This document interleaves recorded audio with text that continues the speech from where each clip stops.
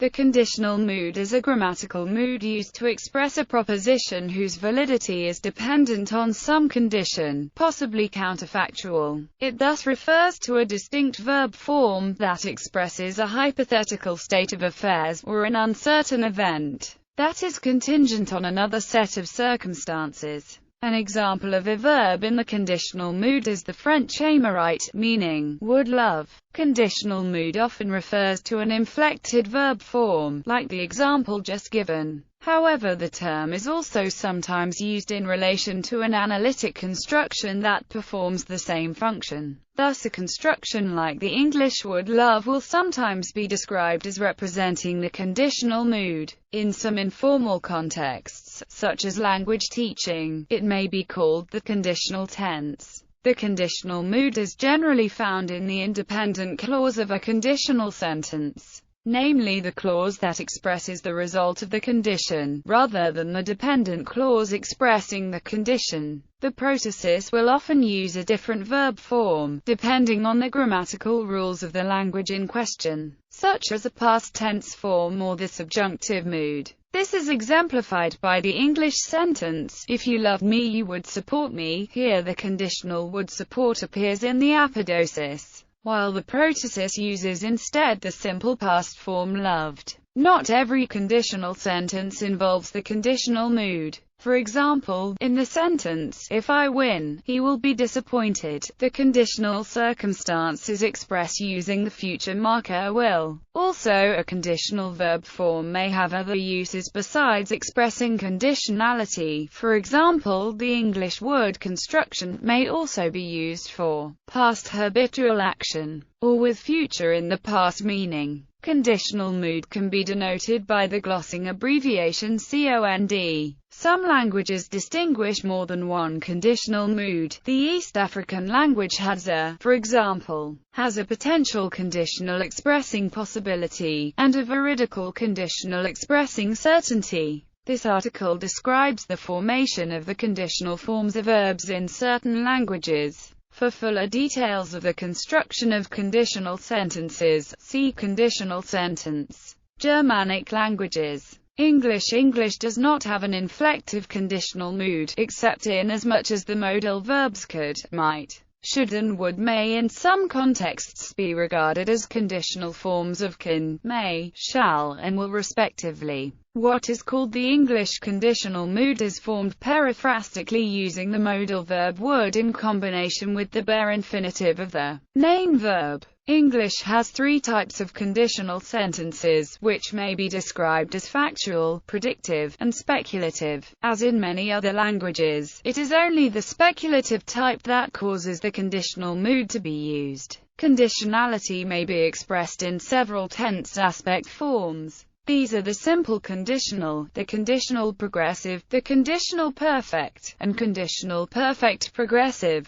For the uses of these, see uses of English verb forms. The conditional simple and progressive may also be called the present conditional, while the perfect forms can be called past conditional. For details of the formation of conditional clauses and sentences in English, see English conditional sentences. German. In German, two verbal constructions express conditionality. Conjunctive future or to corresponds to English's present conditional. It is formed with the auxiliary verb werden in its subjunctive form, plus the infinitive. Ich würde singen. Conditional perfect corresponds to English's past conditional. It is a form of the perfect construction. It uses a form of the auxiliary haben or sein together with the past participle of the main verb. The auxiliary in this case takes past subjunctive form. Hat, Saint, T-N or where, Saint, T-N. Sie waren gekommen. For more information, see German conjugation. Dutch. The main conditional construction in Dutch involves the past tense of the verb zullen, the auxiliary of the future tenses. Cognate with English shall. Ik zou zingen, I would sing. Lit. I should sing, referred to as onvoltooid verleden toekomende tijd, imperfect past future tense, ik zou gegaan zijn, I would have gone, lit. I should have gone, referred to as voltoid verleden tokomenda tijd, perfect past future tense. The latter tense is sometimes replaced by the past perfect. Ich was gegangen, lit. I had gone. Romance languages. While Latin used the indicative and subjunctive in conditional sentences, most of the Romance languages developed a conditional paradigm. The evolution of these forms is a well-known example of grammaticalization, whereby a syntactically and semantically independent word becomes a bound morpheme with a highly reduced semantic function. The Romance conditional forms are derived from the Latin infinitive followed by a finite form of the verb haber. This verb originally meant own, possess, in classical Latin, but in late Latin picked up a grammatical use as a temporal, modal or auxiliary.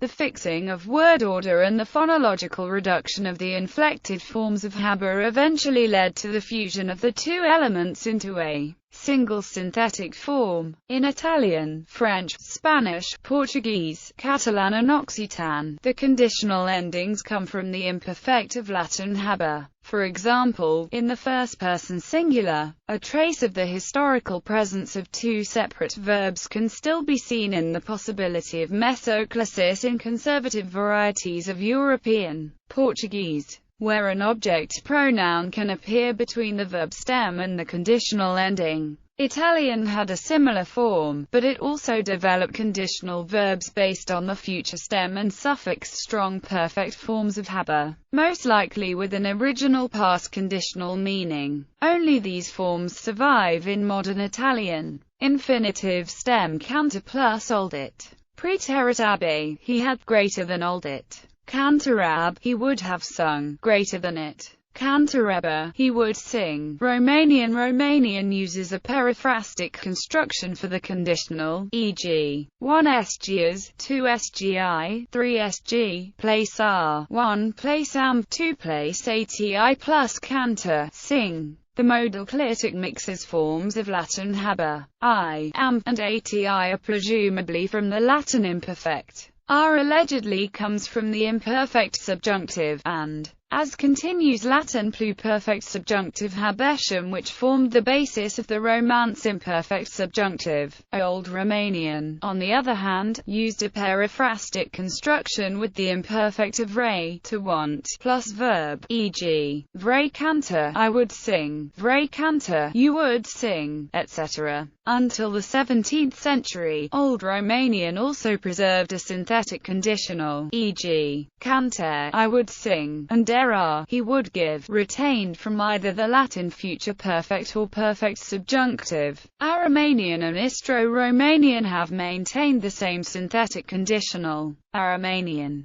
Es canteri mu, I would sing, es canteri, es canteri, es canteri mu, es cantericu, es canteri, and Istro-Romanian. Afla, I would find, aflara, aflare, aflana, aflarachu, aflaru. Slavic languages. Russian. In Russian, the conditional mood is formed by the past tense of the verb with the particle by, which usually follows the verb. For example, this form is sometimes also called the subjunctive mood. For more information on its usage, see Russian verbs. Polish forms the conditional mood in a similar way to Russian, using the particle by together with the past tense of the verb. This is an enclitic particle, which often attaches to the first stress word in the clause, rather than following the verb. It also takes the personal endings which usually attach to the past tense. For example, spiewalem, spiewalem,